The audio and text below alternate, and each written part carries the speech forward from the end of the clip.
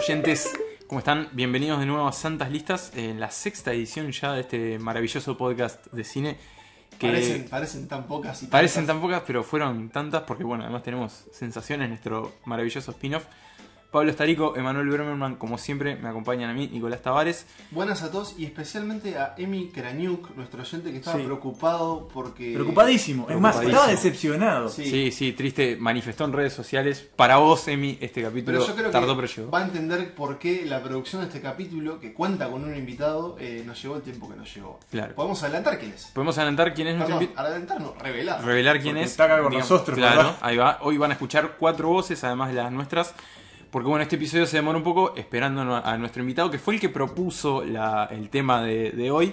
Él es escritor, periodista, director de programación cultural de la Intendencia de Maldonado, gran hincha nacional, amigo de la casa, el señor Valentín Trujillo, a quien ya le damos la bienvenida. Y un cinéfilo, y presten gran atención cinéfilo a los comentarios que va a hacer Valentín, porque sí, van a superar vale la pena. por mucho a lo que podamos decir cualquiera de nosotros tres. Pero nosotros imberbes. siempre estamos aprendiendo. Sí. Sí, él seguro que nos va a enseñar mucho.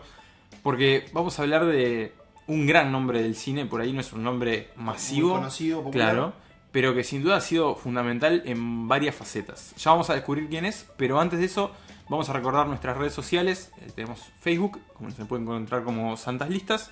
Estamos en Twitter e Instagram como @santaslistas. Y nos pueden escribir a nuestro correo que es santaslistaspodcast@gmail.com. Repetimos, santaslistaspodcast, podcast, @gmail.com. También nos pueden escuchar, estamos teniendo una columna semanal en Radio Universal, esto es en Uruguay, pero se puede escuchar 2 días, es jueves y viernes, que es 9:70 AM, pero también en nuestras redes sociales compartimos nuestras columnas. Por supuesto. Que van más allá del cine, porque a veces la gente nos dice, che, ¿Y la ¿por qué no serie? comentan esta serie? ¿La Bueno, música? lo estamos haciendo, pero en vivo y en Sí. radio. Acá hablamos del cine y escríbanos, Comentarios, sensaciones. ¿qué lo que película nos quieran. faltó? ¿Qué anda Nicole Kidman? ¿Qué les pasó con la lista de Kubrick? Hay un montón para explorar. ¿Cuál fue la última película que vieron en el cine? Capaz tienen ganas de escribir algo de eso. O de quién tenemos que hablar en nuestra próxima lista. O Insultarnos, lo que tengan. también, o sensaciones. Pero bueno, sin más. Hablando de sensaciones, perdón, quiero adelantar ya que la próxima semana tenemos episodio de sensaciones y vamos a estar hablando de Sofía Coppola. Sí, la directora hija de Francis Ford Coppola, que me encantaría que algún día hiciéramos la lista de las películas de Francis Ford Coppola. Sí. Muy difícil. Y también estaría muy bueno que tanto él como Sofía puedan venir acá No, a hablar bueno, de sí, cine. sería. Eso Estaríamos sería- en otro nivel. O ahí, ¿no? nosotros ir allá Ir allá a los también. valles de California a tomar vino, porque él tiene su propio vino. Pero bueno, hoy no venimos a hablar de Coppola, No. sino de el siguiente invitado. Exactamente. Más que invitado, invitado. homenajeado. Homenajeado. Sí, no. Y un homenaje Póstumo, ¿no? post. Además de actor, fue dramaturgo, escritor, director, guionista y pareja de Jessica Lange. Fue nominado al Oscar como mejor actor secundario y ganó el premio Pulitzer. Murió el pasado 27 de julio y su partida fue lamentada por la industria del cine y el teatro estadounidense. Hoy, Santas Listas invita a Valentín Trujillo para elegir nuestras 10 películas favoritas de Sam Shepard. ¿Por qué Sam Shepard? ¿Por qué Sam Shepard, este actor, guionista, director también incursionó en ese rubro, dramaturgo también, un multifacético que nos dejó estas 10 películas de las que vamos a hablar ahora? Y bueno, la primera de ellas es el puesto número 10 de nuestra lista final, es Cosechas de Ira, título original Country, del año 1984 y dirigida por Richard Pierce. Esta película hay que decir que si bien está en la lista general, solo uno de nosotros la puso en su lista personal y es nuestro invitado Valentín Trujillo, que nos va a contar un poco de qué va y bueno, su vínculo con esta película. Bueno, bienvenido Valentín Trujillo, ¿verdad? Muchas Bueno, gracias bienvenido. por estar. Gracias por la invitación, gracias a los listeros por la invitación, por seguir el trillo de algo que parecía meramente noticioso porque se conecta con la muerte de Sam Shepard, que fue hace unas semanas. Y esta película, Cosechas de Ira, también conocida como Cosecha de Ira, yo la vi a finales de la década del 80 en video VHS, cuando uno cumplía con el rito de ir al video, buscar la cajita en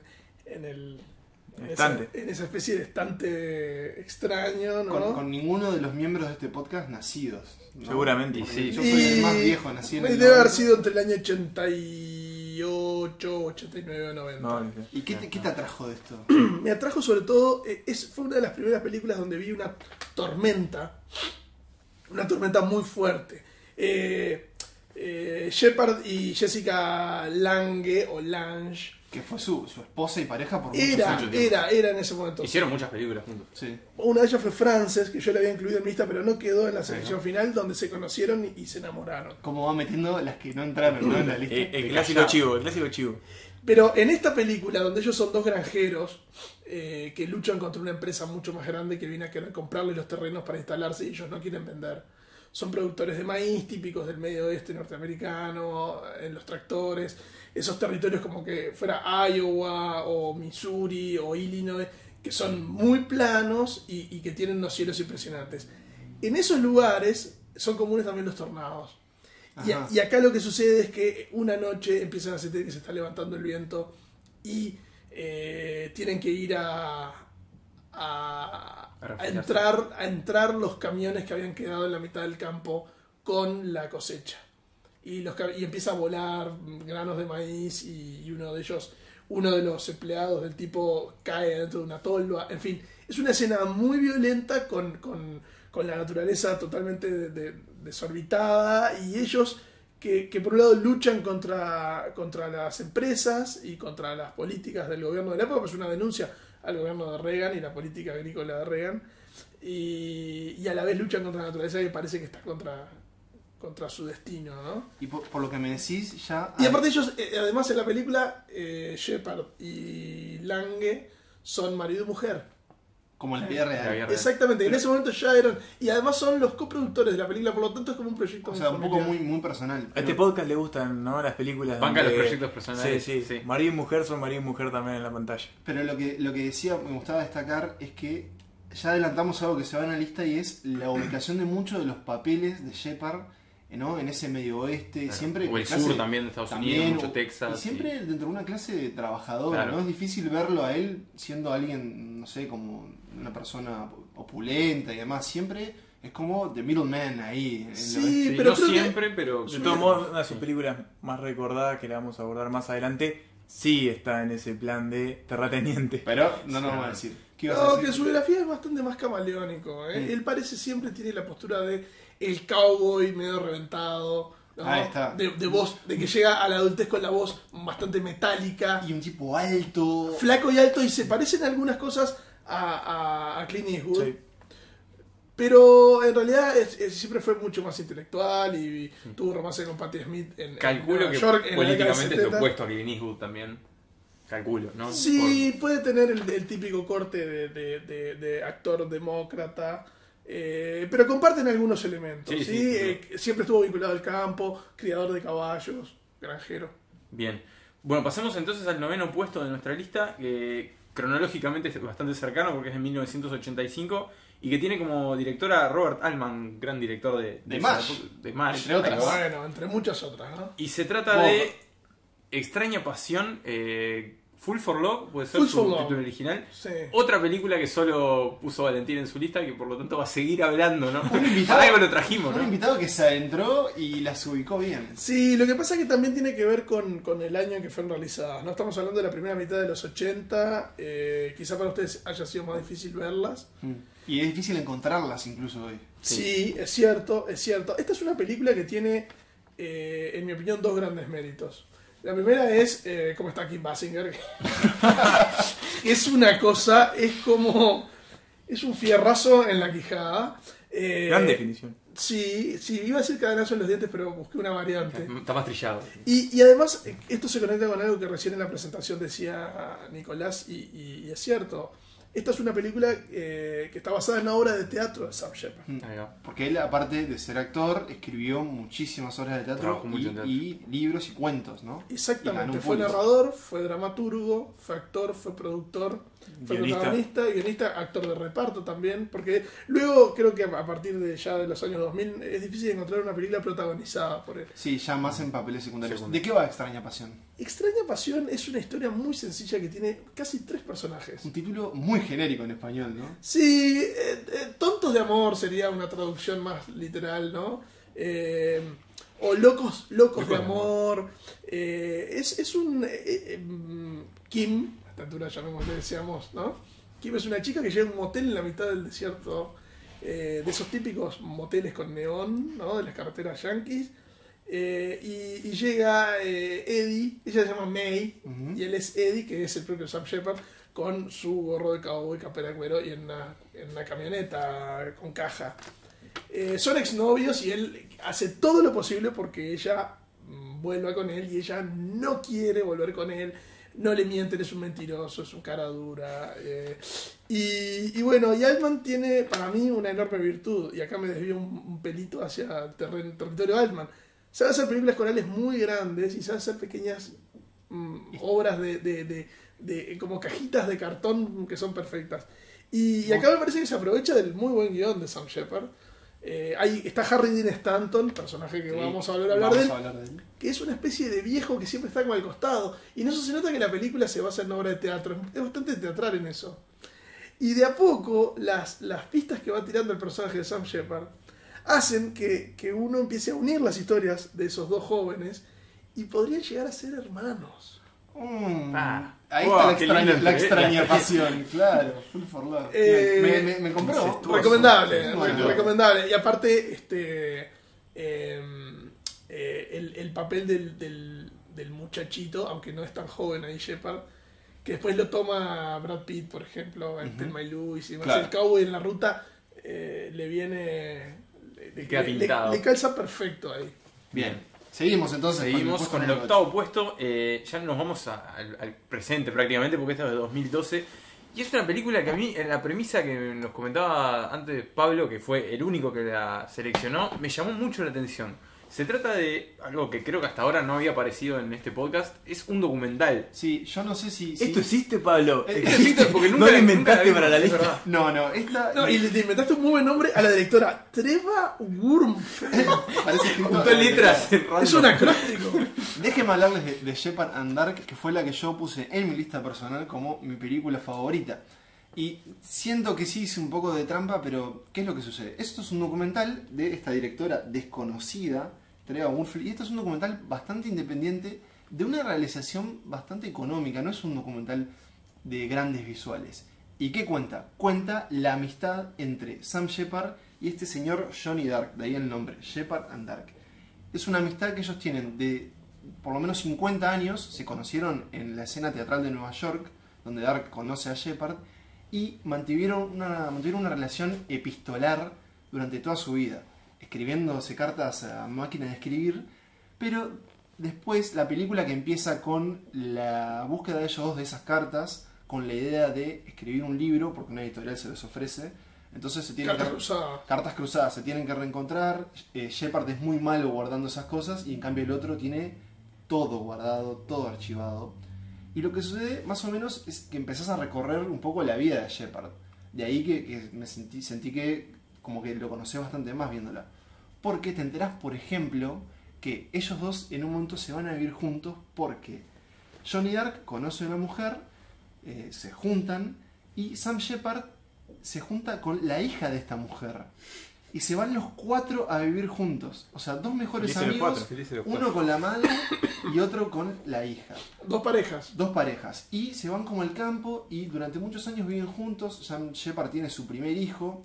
Después sucede algo muy grave y es que la mujer de su amigo Dark tiene una especie de ataque en el cerebro y queda con consecuencias. Shepard la cuida mucho. Su carrera actoral y como escritor y dramaturgo empieza a crecer. Y hay un momento crucial y es cuando él conoce a Jessica Lange y se toma el palo. Entonces deja a su amigo con todo este embrollo, con su hijo, el amigo medio que cría al hijo de Shepard. Y bueno, y en el medio de este documental te van contando eso, leyendo las cartas y viendo cómo empiezan a armar ese libro. En el medio, desde el punto de vista biográfico, él en un momento se va a vivir a Londres. No lo cuentan eso. ¿No? Y después tuvo una relación con Patti Smith. También, sí, claro. Y esa la obvian también. Mira. Es muy acotado, pero porque el centro está en ellos dos. Está bien. Es muy gracioso igual, porque en un momento Sam Shepard, que incluso a su edad ya tiene como 60 y algo en el documental, está en una residencia artística escribiendo, o sea, le pagan para vivir y escribir, y invita a su amigo a que venga y trabajen juntos. Y en un momento, claro, en la búsqueda del pasado siempre afloran cosas que que duelen y se ponen como en cuestión si ese libro va a salir o no. ¿Y sale al final? Como adelanto les cuento que sale y yo lo voy a pedir porque tiene que ser una maravilla. Así que ahí tienen Shepard and Dark. Muy bien, una curiosidad y una joya oculta por lo que podemos descifrar de esto. Y bueno, pasemos al séptimo puesto que finalmente vamos a poder hablar con Emanuel, así vamos a meter un aviso al pedo. Acá, sí, vine, sí. Entonces bueno, vamos a hablar de La caída del halcón negro, que es nuestro séptimo puesto. Esta película bélica de Ridley Scott en la que Sam Shepard hace como una especie de jefe, digamos, es un general y es como el encargado de supervisar toda la operación, que es el centro de esta película. Pero ubíquenme, ¿en qué guerra estamos? Bueno, no es precisamente una guerra, o sea, una guerra de por sí, porque en realidad, a ver, son tropas estadounidenses que están en una misión de paz en Somalia, 1993. En un régimen muy duro que también implicaba que, no recuerdo el nombre del que estaba a cargo de Somalia. Empezaba con A, algo así. No recuerdo, pero lo que hacía era... La ciudad era la capital Mogadiscio. Lo que hacía era boicotear, como se dice, los convoys de alimentos. Entonces había una situación muy crítica en términos alimentarios, la población está pasando mucha hambre. Y bueno, la clásica de Estados Unidos yendo a intervenir. En este caso va por las Naciones Unidas, hay que aclararlo. Sí, pero ellos no son el único país que está ahí. O sea, ellos están como una misión de paz, claro, y después están las Naciones Unidas, los cascos azules. Y se cae el halcón negro. Se cae el halcón negro, que es un helicóptero. O sea, la cuestión es, los soldados están en una misión con la intención de capturar a este criminal. Es una operación muy sencilla. La idea es ir, capturarlo, que ni siquiera es el capo, sino que es uno de los delegados. Son como dos informantes, son como dos consejeros de este personaje. Ahí va, es caer en el mercado, capturarlo y llevárselo. Una misión sencilla que resulta que sale muy mal. Claro, se complica todo. Bueno, empiezan a ser atacados los soldados y justamente los helicópteros Black Hawk, uno de ellos es derribado y cae en el medio de la ciudad y parte de la misión pasa a ser rescatar a estos soldados. El elenco es gigantesco, debe haber, no sé, 40 personajes en esta película. ¿Y dónde entra Shepard? Bueno, y Sam Shepard es el general estadounidense a cargo de supervisar la misión. Prácticamente lo vemos siempre en la sala de control, mirando las computadoras, hablando con los soldados, diciéndoles qué tienen que hacer y preocupándose porque sale todo mal, ¿no? Es un papel que le da muy poco a él como actor, me parece, claro. Porque lo mantiene en una misma sala, generalmente dando órdenes nomás y no mucho. Eso nunca se sabe mucho qué Así pasa como con de ese viejo general. general. Le calza bien ser milico. Sí, se la crees. Su cara llena de pozos, ¿no? Se la crees. Flaco. Bueno, tiene cara de viejo solete. Sí. Tiene cara de viejo solete. Y bueno, no sé qué estaba diciendo. Nada, que él está ahí, que no le da mucho margen, pero que bueno, que se lo crees lo que es está como haciendo. una de las patas principales de la operación, porque bueno, es el que está controlando todo eso. Claro. ¿Y esta película es de Ridley Scott? Es de Ridley Scott, sí, es muy llamativo. ¿Y dónde entra en su filmografía? Es como... Bueno, en realidad queda como ahí, como en un periodo que en realidad fue como lo más destacado de esa época, porque... Tiene un buen año. Sí, por ahí, como por esa época estaba haciendo otra cosa en realidad. Es posterior a Gladiador, ¿no? Es la siguiente a Gladiador, claro. Gladiador es del año anterior. Yo creo que tiene unas escenas increíbles de batalla la película. Sí. Buenos efectos. Tiene buenos efectos. Incluso creo que ese año en los Oscars fue lo que se llevó sí, todo el tema de con edición de sonido y todo eso, porque bueno, es claro. bastante impresionante. El tema es que creo que hay tanta guerra y tantas balas y tanta explosión y tanto todo que llega un momento que te intenta abrumar y creo que es un poco complicado también seguir a todos los personajes, si bien son reconocibles y muchos son actores conocidos, entonces más o menos los vas identificando, porque por ahí anda Iwan McGregor, Eric Bana, ¿cómo es? El que hace de Spad en Trainspotting, que nunca me acuerdo. Ewan Bremer. Ahí va, Tom Sizemore, Orlando Bloom, hay un montón de gente conocida, entonces más o menos los vas identificando. Y 1 millón de somalíes. Y 1 millón de somalíes que no les identifica. Y tal, por ahí se pierde un poco lo que pasa, pero bueno, es una película que es muy correcta y muy sólida también en lo que cuenta. Muy bien, seguimos. Bueno, pasemos entonces al sexto puesto y hablemos de Mad. Un peliculón. De nuevo un rol secundario, pero cuyo peso se siente. Emma, contá de qué va Mad, que Valentín ya nos confesó que no vio, y yo creo que le puede gustar. Bueno, Valentín, te voy a contar lo que es Mad, porque a mí es una película que me encantó. Mad es el nombre de... Barro claro. Es el nombre del personaje de Matthew McConaughey, que es... ¿Dónde es que se sitúa? Es en Luisiana, Arkansas. Que Que es cinematográficamente hermoso. Sí, es el sur de Estados Unidos. Es el sur de Estados Unidos, mucho pantano, se mueven en lanchas, es los pueblos que están contra los lagos. Mucha humedad. El bayou. Humedales, de bayou. De que los amigos de Creedence. Bueno, Mad... ¿Son amigos de este podcast? De este podcast, sí. Los Fogerty. Mad es Matthew McConaughey, que es un fugitivo. No sabemos por qué es un fugitivo. Al principio, ¿no? Al principio, obviamente. Bueno, sí. Que aparece en una de las tantas islas que hay en estos archipiélagos. Está arriba de un bote que está en un árbol. En un árbol de la isla. Claro. A Mad lo encuentran dos niños que son de este pueblito. Adolescentes más que niños. O sea, son... Sí, están en no, yo diría que son niños. Para mí más son... Me parece que Tavares le está bastardeando la anécdota. Sí. Déjelo hablar. Es muy de Tavares. Es 11, 12 años, no son adolescentes. Que bueno, lo encuentran porque están jugando y quieren tener ese bote que está en el árbol, pero se suben al bote y bueno, aparece Matthew McConaughey. La cuestión es que empiezan a crear una relación con este fugitivo que le empieza a contar un poco su trasfondo, su historia. Les cuenta bueno que él tiene un amor perdido por ahí, que la vino a recuperar. Y de a poco la cosa se va complicando porque parece que a este fugitivo lo busca una familia bastante peligrosa de Estados Unidos, del sur de Estados Unidos, que lo viene a buscar porque a cobrarse la venganza del asesinato de uno de ellos. ¿Y Sam Shepard? Sam Shepard es un vecino. Sam Shepard es un vecino que de a poco va teniendo el... O sea que de a poco la película va transformándose en un policial. Sí, puede ser. O un thriller. En realidad es media como una de estas pantanos. Coming of Age para los chicos, porque los protagonistas son ellos dos en realidad. Sí, siempre es desde el punto de vista de ellos. Claro, ellos son como los que van protagonizando la historia. Pero tiene elementos de policial como de esto de venganza, así más como de historia como de venganza media.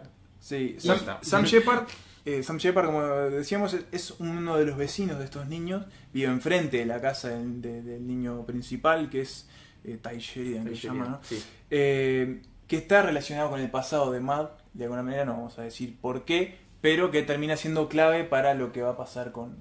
No vale la pena decir cómo termina siendo clave, pero es un personaje importante, más allá de que es secundario. A mí me da la impresión de que en los últimos años de su carrera, es como que si vos querés una película y le podés poner un toque de Sam Shepard, siempre te lo levanta. Incluso un toque, hay una película que como buen condimento. Claro, que es esta película de Brad Pitt. Yo te la nombré, Nicolás, y ahora se me fue. Bueno, después la nombramos igual. Bueno, y además, con respecto a lo que vos decís, esta película es de Jeff Nichols. En otra película de Jeff Nichols que yo puse en mi lista, que se llama Midnight Special, del año pasado, 2016, también aparece Sam Shepard, y es un tremendo papel, pero aparece... Perdón, y de nuevo Creedence. Midnight Special. Midnight Special. Si me puedo cantar Creedence.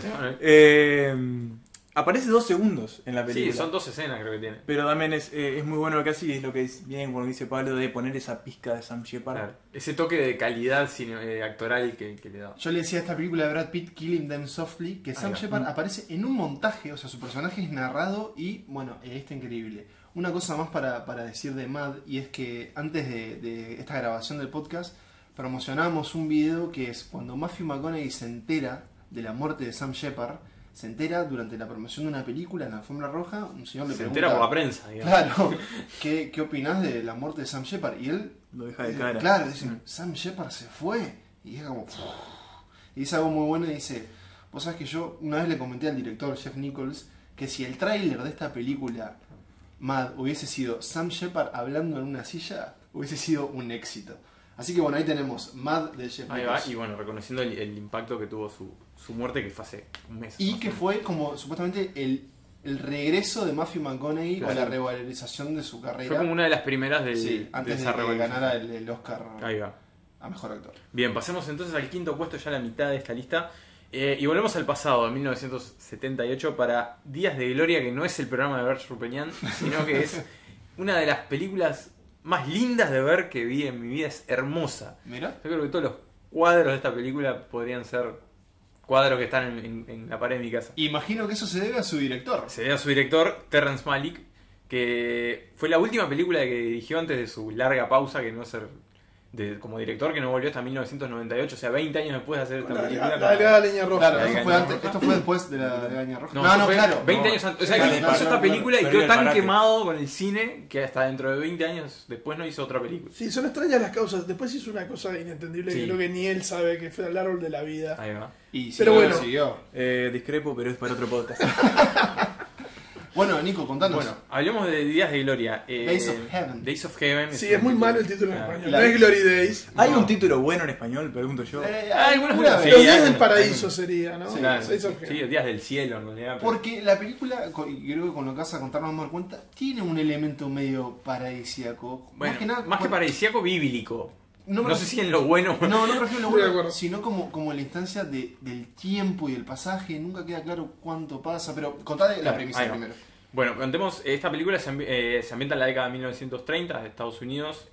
Comienza en Chicago, pero rápidamente se traslada al sur de Estados Unidos, a Texas. Muy buen arranque. Muy buen arranque. Podríamos decirlo. Lo decimos porque es las primeras escenas. Richard Gere es el protagonista. Un joven Richard Gere con sus pelos al viento. Trabaja en una metalúrgica en Chicago y vive con su hermana pequeña y con su novia, que él dice que es su hermana. Claro, a la que presenta como su hermana para que la gente no comente porque, bueno, no están casados, ¿no? Estamos hablando de... Porque la gente es mala y comenta. La gente es mala y comenta, estamos hablando de otra época, ¿no? Crisis, la Gran Depresión, se siguen sintiendo los impactos. Richard Gere tiene un incidente en su trabajo que golpea a uno de los jefes. Y lo mata. Lo mata. No queda claro, pero es muy probable que lo mate. Y bueno, él se escapa, se lleva a su hermana y a su novia y se van a Texas, donde se ponen a trabajar en una granja. Él como cosechador, su hermana ayudando ahí y su novia también. Me llamó mucho la atención de cómo es esa búsqueda de empleados, que básicamente es, hay trabajo, ¿quién está? Claro. En un grupo de gente, de campesinos, que vos podés trabajar, dale, vení, yo te doy de comer, vos trabajás para mí todo el día. Sí. ¿No? Para estos señores, entre los que se encuentra Sam Shepard, que es el dueño de la granja, es el terrateniente, como decía hoy Emanuel. Y bueno, la cuestión es que ellos llegan ahí, empiezan a trabajar, a Sam Shepard le empieza a gustar la novia de Richard Gere, y Richard Gere dice, bueno, oficialmente sos mi hermana, vos decirle que sí, cásate, y como a este tipo le queda supuestamente un año de vida, claro, eso es clave, está enfermo, le avisan que le queda muy poco. Se va a morir y nos quedamos nosotros con toda la plata de la herencia. La película es narrada por la hermana pequeña, niña. ahí va, Linda Mans, ese es el nombre de la actriz. Y bueno, y ahí se empieza a complicar la cosa, porque bueno, se casan, pero se muere. Y bueno, y ahí empiezan a suceder una serie de desgracias que no vale la pena contar, pero refieren mucho a la Biblia, lo que estábamos comentando. ¿Y por qué te atrajo tanto visualmente? Me atrajo tanto visualmente porque la fotografía es maravillosa, los planos son increíbles. ¿Quién es el director de fotografía? No recuerdo un habitual colaborador de Terrence Malick. En realidad creo que hubo dos, porque la película llevó mucho tiempo de producción. Porque, bueno, Terrence Malick caía, filmaba y después veía qué hacía con ese material. Sí, él es muy de filmar mucho y... Claro, y después ve qué hace. Capaz que hay actores que no aparecen. No aparecen. Entonces, bueno, ahí se empezó a dilatar la producción y por unas semanas tuvo que venir un nuevo director de fotografía. Néstor Almendros y Haskell Wexler. Bueno, Néstor Almendros... portugués, ¿no? No, cubano. Gran director de fotografía. Uno de los maestros de Hollywood de todos los tiempos. No lo tenía. Néstor Almendros. Bueno, y nos regala acá un montón de muestras de su trabajo. Y que Malick siempre cuida mucho. Malick siempre cuida mucho con los planos de los campos. Un clásico de Malick, el plano de la cosecha, ¿no? Sí. Y de del costado, trigo, medio la oblicuo, manito que va por ¿no? el trigo, claro. Y los tipos atrás. Los animales es en el muy medio. bucólica la película. Claro. Y un rol... Yo como que en realidad nunca... No sé si le pasó a ustedes, pero el personaje de Gere, yo por lo pronto nunca terminás de empatizar. Porque en realidad, claro, él me parece que el foco de la empatía va con Sam Shepard. Sam Shepard, claro, porque Gere es el que está haciendo esta conspiración, digamos, para quedarse con todo. Bueno, o sea que volvemos a Shepard y Dark. Es oscuro. Claro, no, está bien. Bien, ahí teníamos entonces Días de Gloria. Bueno, pasemos al cuarto puesto, que tiene el título más largo de esta selección. Y para mí uno de los mejores títulos del cine. Sí, es un gran título. Por lo menos del cine reciente. Que es El asesinato de Jesse James por el cobarde Robert Ford. Yo le hubiera puesto a la película Robert Ford. ¿Robert Ford? O Ford. No, pero dice que puede ser una de Henry. Bueno. O de John. También. Esta sí estuvo en tu lista, ¿vale? Sí. Sí, a mí me gustó mucho. Esta película la vi en cine cuando se estrenó. Que es del 2007. Sí, la vi en pantalla grande. No lo conocía, creo que Dominic es un director canadiense, si no me equivoco. Es un director de publicidad. Tiene una impresionante fotografía. Sí. Y lo que me gustó de Shepard, que hace del hermano, de Frank James, ¿no? El hermano mayor. Es el hermano mayor. Podemos contar igual quiénes son estos Jesse James y Robert Ford. Bueno, Jesse James y su hermano Frank James, junto con los Young, ¿no? Cole Young y los hermanos Young, eran de los ladrones y matreros y asaltabancos más famosos de Estados Unidos luego de la Guerra de Secesión, ¿no? Estamos hablando de 1860, 70, 80, ahora no me acuerdo exactamente en qué año muere Jesse James. La película es en el 1800, empieza en 1881 creo y va hasta el 83. Ahí está. Y bueno, es una película, es un western, obviamente, es un western particular, pues es un western de alguna manera policial, ¿no? Está la policía y la agencia Pinkerton, que los agentes, esta especie de agencia de seguridad que busca a los ladrones escapan, saltan los bancos y sobre todo hacen descarrilar el ferrocarril con ese método de torcer una de las vías, ¿no? Ah, qué maravilla, claro. Para que caiga. Tiene muchos caballos, recuerdo que tiene muchas escenas al amanecer fríos y los caballos respiran y salen las bocanadas de vapor. Mucha nieve, hace mucho frío y Sam Shepard, que ya es un tipo grande, cabalga como una normal. O sea, ahí se nota nuevamente su relación íntima con la equitación, con los caballos. Y me parece que se debieron divertir mucho filmando esta película. Sí, si bien es bastante lúgubre. O sea, Sí, es cierto. Creo que seríamos injustos si no nombramos a Casey Affleck. Sí. Hace un papel soberbio. Que es su primer gran rol. Sí. De un actor que para mí tiene rato. Si recuerdas la primera vez que dije quién es esta persona, incluso sin saber que era hermano de Ben Affleck. Si bien él aparece en Good Will Hunting, un papel muy secundario, quedé realmente sorprendido cuando la vi entonces. Hay dos momentos, nos vamos un poquito de Shepard que tiene un papel... Gracias Sam por todo. No, pero aparece al principio, más que nada, aparece, aparece. Y después decide separarse de toda la historia de Jesse y James, que es el Brad Pitt. Que también está muy bien. Sí, pero también Brad Pitt podríamos decir que tiene un papel hasta secundario. Es que la historia se centra en Robert Ford. Bob Ford, exactamente, que hace de un muchachito ojeroso y tímido hasta que mata al medio boludo. Y luego se transforma en un personaje que es un histrión como desequilibrado, porque el verdadero Robert Ford, como le muestra la película, trabajó en el teatro representando la historia una y otra vez y la gente le gritaba, cobarde, lo mataste por la espalda, y él desde el escenario les disparaba balas de salva es bastante triste. Sí, es bastante patética la situación. No es un western tradicional. Claro. Sí, y digamos fácil de digerir, digamos, ¿no? Es una película larga. Sí. Y nuevamente oscura. O sea, su protagonista es muy oscuro, él tiene unos traumas y unos complejos que se ahondan con el asesinato. Recuerdo que Sam Shepard tiene unos bigotones muy particulares. Sí.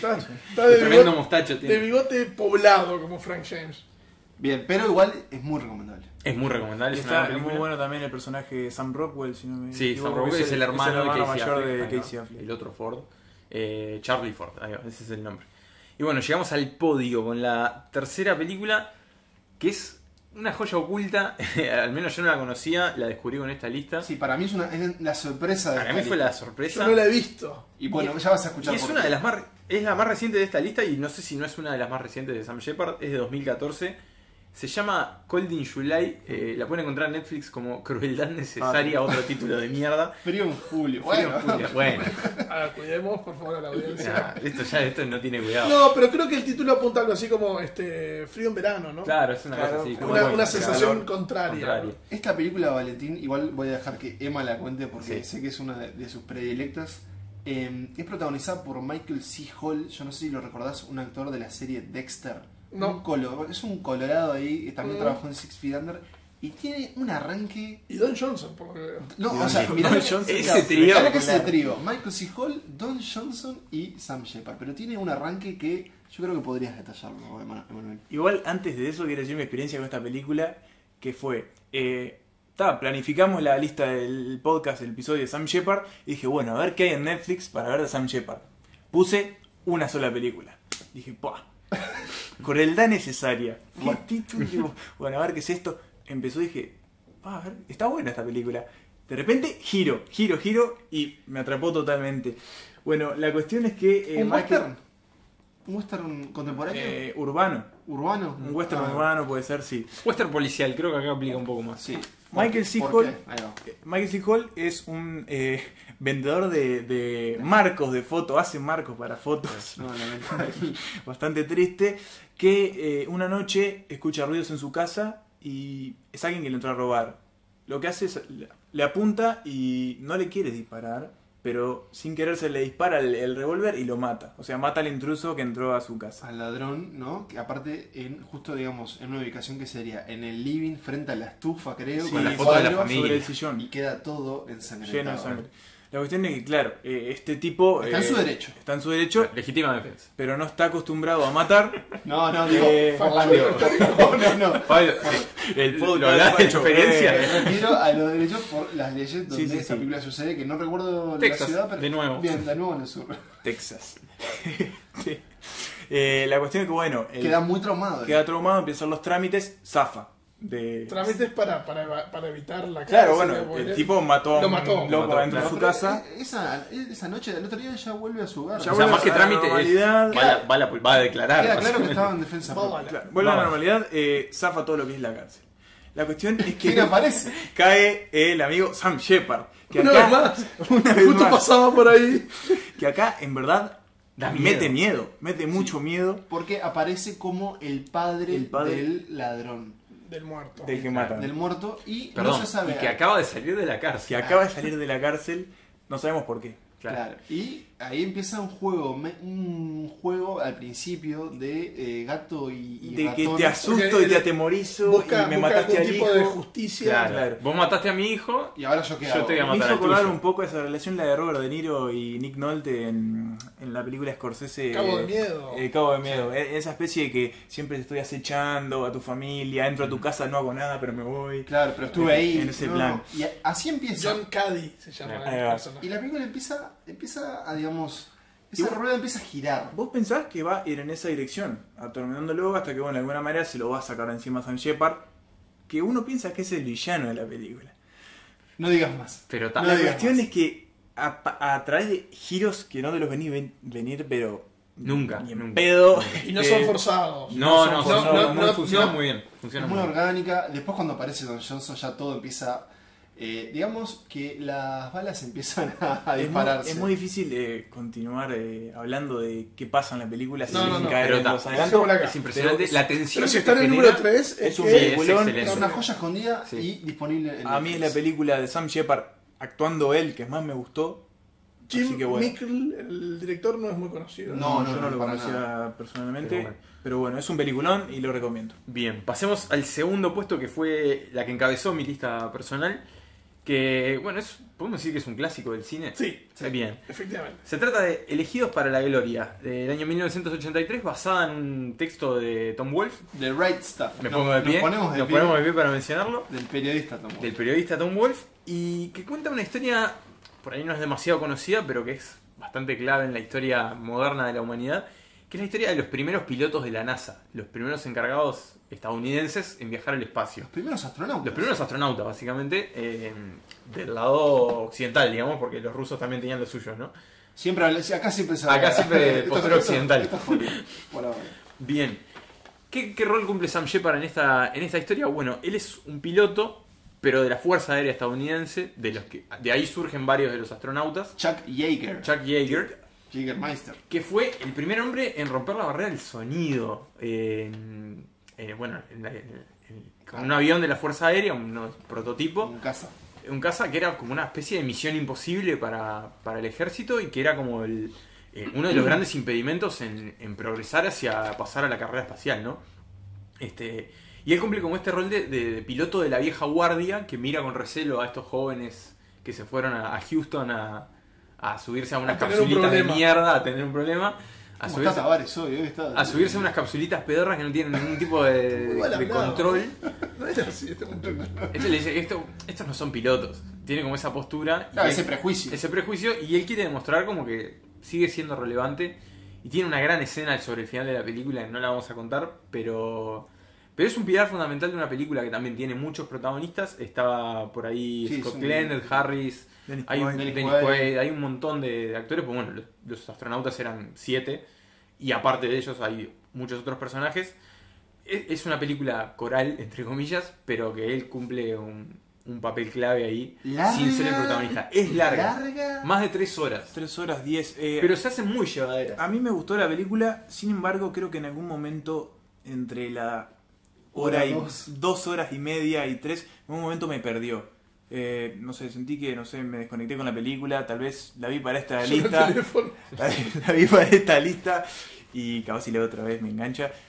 Y esta película, Valentín, estaba tu lista personal estaba por la mitad, digamos. Mitad de tabla, sí. Cuarto puesto, creo que era. Yo creo que esta película, que se llama The Right Stuff, que era lo que tenían que tener. Lo que hay que tener, claro. Sí, que básicamente son huevos, ¿no? Es una película muy masculina, pero a pesar de eso, creo que también, y si ustedes leyeron la obra el libro de Tom Wolfe, tiene mucho que ver con las esposas también, y tiene un costado femenino, y también tiene un juego entre la tierra y el cielo, ¿no? Y entre lo concreto que sucede a nivel de superficie y los sueños de estos tipos que quieren conquistar lo imposible, que es el espacio. Recuerdo que la pelea, yo la vi hace muchísimo tiempo, tiene una escena inicial en el que justamente Sam Shepard viene a caballo. Claro. Una vez más. Sí, y él cuenta, porque vi un video de Mott, que es ese sitio de científico, sí. donde es una especie de... Eso no lo podemos recomendar como un extra. El asterisco es un pequeño stand-up de Sam Shepard que dura unos 10 minutos, se puede encontrar en YouTube. Es una narración oral de él. Donde él cuenta cómo filmaron la escena inicial con un doble que sin querer un caballo había quedado un cable en el set, digamos, y uno de los caballos en los que iba el doble creyó que era una víbora y el caballo se puso como loco, salió y se dio contra una tuna, un cactus, y el doble se clavó todas las espinas, se quebró no sé cuántos huesos, y Sam Shepard finalmente va a verlo al hospital. Estoy de acuerdo con lo que dice Nico. Es una película donde esa barrera natural se quiebra y los personajes se transforman un poco en superhéroes. Pero a la vez creo que lo que sucede en el cielo muchas veces no condice con los problemas que tienen a nivel de tierra, ¿no? Y creo que lo que hay que tener es justamente ir bien en los dos ámbitos. Eso es una interpretación mía ya, pero... Y en esta película, Sam Shepard fue nominado al Oscar, ¿no? A mejor actor secundario creo que no ganó. No. Es su única nominación, me parece. Es muy divertida la pareja de reclutadores que van a la base. Que uno de esos es Jeff Goldblum, y el otro es Harry Shearer, que es conocido por su trabajo en Los Simpsons. Es una de las voces de Los Simpsons. Muy divertido. Y bueno, pasemos a la película que encabeza esta lista, que curiosamente no tiene a Sam Shepard en persona, claro. Pero creo que es la que lo tiene más presente, sin dudas. Se trata de París, Texas, esta obra maestra del año 1984 que la dirige el alemán Wim Wenders y que Sam Shepard es el guionista de la película. Porque está basada en una obra de... Claro. En una obra, perdón, en un... Crónicas de Motel, ¿es? Sí, creo que en un texto. No, Crónicas de Motel es un libro de él de narración. Claro, pero esta película está basada en un... Creo que esto es solamente el guión, ¿eh? ¿Sí? Tengo mis dudas. Que la película tiene el guión, pues, sí, pero no sé si está basada en una obra anterior de él. Puede ser que en Crónicas de Motel haya un relato entre hermanos y fue el que tomaron y lo transformaron en... Lo expandieron. Creo que es así. Sí. Puede ser. No sé. Puede ser que haya una cosa ahí. Lo que sí es que es una película hermosísima. Sí, es una maravilla. Es espectacular, desde el primer minuto hasta el último. Sí, protagonizada por Harry Stanton. Harry Dean Stanton que está en esa escena que a esta altura creo que es como un epígono del desierto, ¿no? El tipo, al inicio de la película, el protagonista es un tipo que en la mitad de un desierto pedregoso y montañoso está vestido con un traje grueso, marrón, y va con una gorra de visera y está sudando a mares y con una cara absolutamente lívida y perdida, busca algo. camina sin rumbo, hasta que llega a un pequeño almacencito donde básicamente basta una heladera, agarra un poco de hielo, se lo mete en la boca y cae desmayado. Entonces ese héroe sin nombre, que no sabemos de dónde viene y que no tiene nada que ver su ropa con el contexto y el espacio donde está, se transforma en el protagonista, ¿no? En el protagonista, que creo que también es un mérito del guión de Sam Shepard, el ir desdoblando el personaje. Se explica muy poco y tenés que ir entendiendo. Incluso empieza sin hablar al principio. Varios minutos, hay sonido ambiente, hay un águila. Son unos 15, 20, si no... Hay un águila que vuela y que claramente está relojeándolo a que caiga para... Sí. Y bueno, también es una de las primeras experiencias en Estados Unidos para Wim Wenders, un director que había filmado básicamente en Alemania, en ciudades industriales, películas en blanco y negro, como Alicia de las Ciudades y alguna otra. Era un director independiente que llega a Hollywood para hacer una película muy poco hollywoodiana, a pesar de que tiene a Natasha Kinski, que está casi más linda que Kim Basinger en Fools for Love. Es una película muy asociada a Cannes, ¿no? Porque creo que Bueno, fue ganadora de la Palma de Oro. Pero estaría bueno contar de Yo qué creo va, que porque antes no lo dijimos. Antes de decir, creo que tiene como la dualidad que es una película europea en cierta forma, pero también es Es que no es franco-alemana la película. Bueno, sí, es franco-alemana, su director es alemán, Pero está con filmada una en Estados Unidos, historia tiene una estadounidense. historia estadounidense, más allá del guión de Sam Shepard, que es estadounidense, y tiene como esa ambientación. Pero también está en el título de ese juego, que es Claro, París, Texas. Es como un poco las dos cosas. Que está en ese video también. Pero ahora sí, ¿de qué va? ¿De qué va? Bueno, el personaje que hacía referencia a Valentín, este hombre que va caminando perdido por el desierto, es el personaje principal. Cuando nosotros lo conocemos al principio de la película, tiene una especie de amnesia. No se acuerda de nada de por qué está caminando ahí. La cuestión es que llega a este lugar donde se desploma y ahí él tiene guardada una tarjeta Con un número y un nombre a la que llaman y lo van a buscar. El tipo de la tarjeta es su hermano. Entonces lo va a buscar y ahí se convierte en una especie de... La primera parte de la película es una especie de road movie, mientras el hermano tiene que llevar a Los Ángeles a este personaje que se llama Travis. Y ver qué quiere. Y ver qué le pasó, porque... No contaría mucho más igual, ¿eh? ¿No? Creo que parte de lo lindo de esta película es justamente que como el protagonista no sabes qué está pasando. Pero sí decir que hace, Emanuel no puede resistir. No puede ser el hombre spoiler. Dígalo. que hace 4 años que este hombre había desaparecido. Bueno, y quédate ahí. Y me quedo ahí. La cuestión es que tiene una... Yo creo, hoy le estaba comentando a usted que tengo una lista de cada película que me senté a ver este año. Las películas que son muchas. Que son muchas, son unas 130 por ahí. De seguro que esta película entra en el top 15. Seguro. Tiene una de las escenas más hermosas que he visto este año, que es ese final en la cabina telefónica, que es una especie de monólogos, pero... Monólogos de dos personas, iba a decir, claro, que es una estupidez, pero... Es así porque primero tiene... No sé cómo decirlo para no revelar. Es espectacular. Podemos decir y ahí está la calidad de Sam Shepard. Yo quiero agregar una nota al pie. Sí, dale. Es imposible no referirse en esta película a la guitarra de Ray Cooder. Sí. Haciéndola... Esos vibratos que definen tan bien como la fotografía. Es una película que además tiene una parte... urbana en Los Ángeles y tiene otra parte en Houston, en unas autopistas solitarias de Houston totalmente despersonalizadas, los colores también, que va mucho con la historia. Tampoco estoy caminando por el borde del abismo que llega a contarla, pero ese personaje que es tan solitario y que también tiene como dificultad en expresar sus sentimientos, ¿no? Deberíamos decir entonces, Emanuel, puesto que nos decías de que esta película entra en tus 15 favoritas, que tenés que estar agradecido a nuestro invitado, a Valentín Trujillo. Claro. Sí, porque de otra manera, es más, tengo que estar agradecido a que este podcast se retrasó.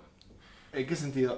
Porque el tiempo de verla. Porque no era una película que había considerado. Yo me había limitado a las películas en las que Sam Shepard había actuado. Y la había dejado de lado.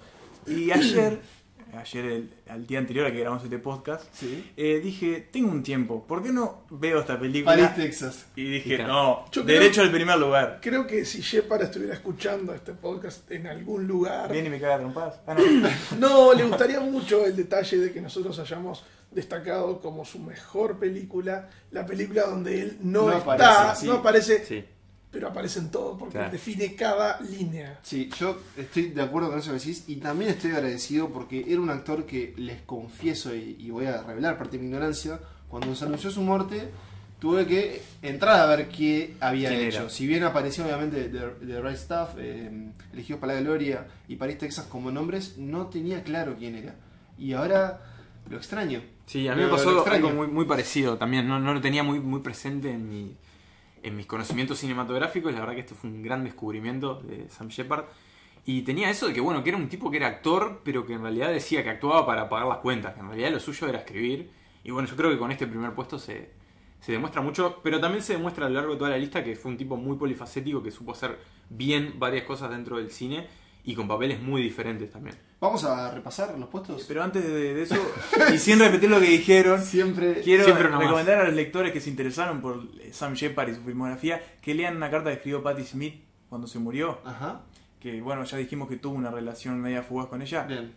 Es Bueno. espectacular y te parte el corazón. Esta semana vamos a compartir un montón de Sí, cosas adicionales. Porque ya que New estamos, Yorker, ¿no? ya que estamos En en, New Yorker, en New ¿no? Yorker. en recomendaciones, yo quiero recomendar una lectura que hace Sam Shepard de cuentos de él en una universidad, creo que en Irlanda, dura 1 hora, cuentos cortos, él leyéndolos, es una maravilla, no te aburrís nunca. Pero Bien. ahora sí, vamos a Todo repasar esto se va a los compartir en nuestras redes, que luego las repasaremos. Repasamos la lista entonces, nuestras 10 películas favoritas de Sam Shepard. Puesto número 10, Cosechas de Ira. Puesto número 9, Extraña Pasión. Puesto número 8, Shepard and Dark. Puesto 7, La Caída del Halcón Negro. Puesto 6, Mad. Puesto 5, Días de Gloria. Puesto 4, El asesinato de Jesse James por el cobarde Robert Ford. Puesto 3, Cold in July. Puesto 2, Elegidos para la Gloria. Y puesto 1, París, Texas. Muy bien, una lista ecléctica Una lista. como la carrera de Shepard. Sí, pero con mucho cine bueno. Valentín, muchas gracias por haber venido y por haber propuesto esta idea. Gracias a ustedes, ¿Cómo te sentiste? me sentí muy bien, pero quería despedirme con un murió Sam Shepard, viva Sam Shepard. Muy bien. No hace falta decir nada más. Santas Listas es un podcast creado, producido y conducido por Emanuel Bremerman, Pablo Starico y Nicolás Tavares. Nuestra música es utilizada bajo licencia Creative Commons y procede de www.bensound.com. Nuestra identidad visual fue diseñada por Santiago Musetti. Pueden seguir a Santas Listas en Facebook y encontrarnos en Twitter e Instagram como @santaslistas.